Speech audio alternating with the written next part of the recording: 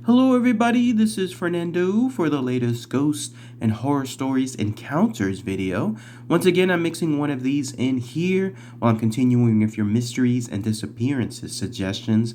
This one comes from one of my favorite new subreddits called Backwoods Creepy, which is a good mishmash of either ghosts or aliens or maybe even cryptid type stories or encounters.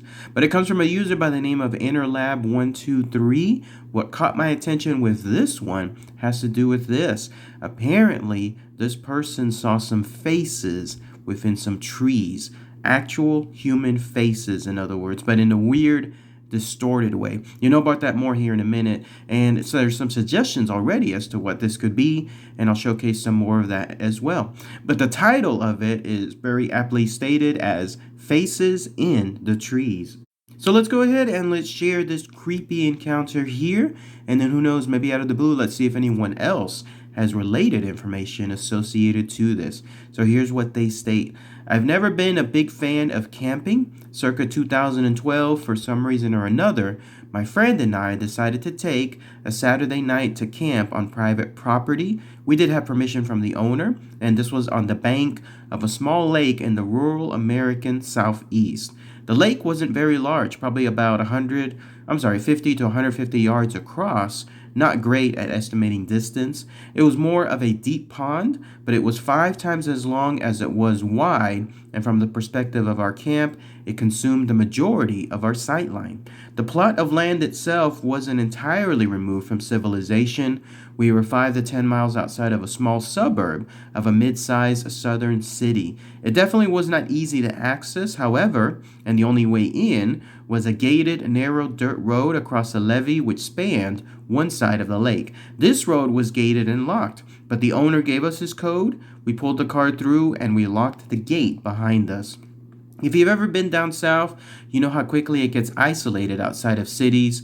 Our cities are small and rural, and the people around often live rough and wild. We have dense woods, so thick that they're not worth building in unless you have some connection or attachment to the area.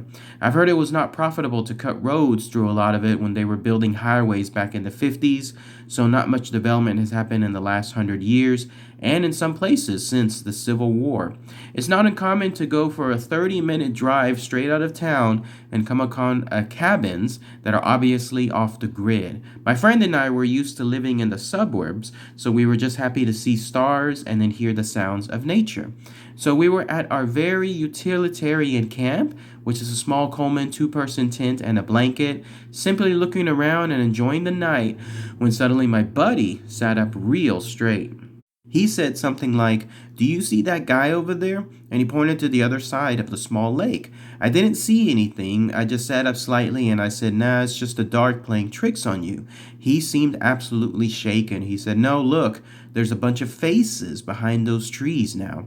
That got my attention, so I sat up fully, rubbing my eyes to try to gain full focus.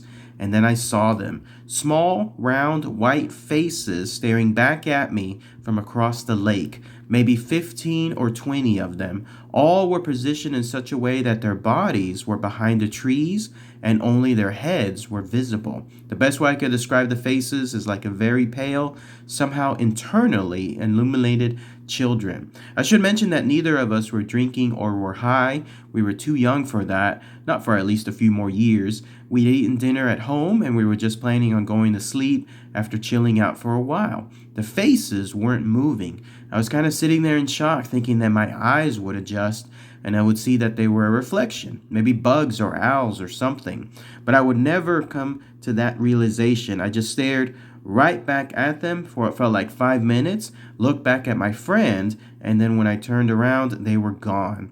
Bodies of water carrying sound extremely well, and so we heard extensive shuffling from the other side of the lake and a couple of small branches snap. It's incredible what your ears pick up on during an otherwise silent night. My buddy was tearing up a little when he said, "What the hell were those?" And I didn't have any good answer. Neither of us slept particularly well. I definitely felt validated in my feelings of disliking camping, but what were we going to do? I tried to do some research on the internet and never found a phenomenon that could explain this. And then that's it. That's everything associated with this encounter from Inner Lab 123. So let's talk about that here. Creepy stuff, right? Yet again, another story involving someone going out on camp and then they hear or see something that's just otherworldly. I mean, imagine that. Imagine you're out there in a camp somewhere, and then all of a sudden you see these faces staring back at you from across the lake, no less. By the way, this reader is right about the South. I've been throughout multiple parts of Texas now. It's true.